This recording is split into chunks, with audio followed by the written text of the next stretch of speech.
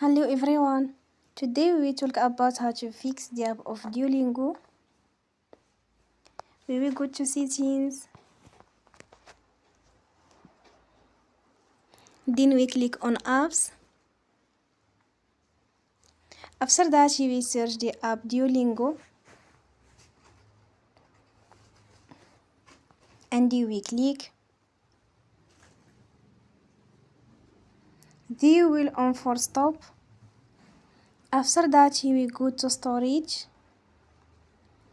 Then we click on clear cache.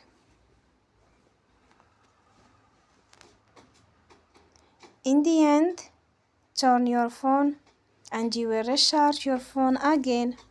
Don't forget to support us by like and subscribe. See you next time and thank you for watching.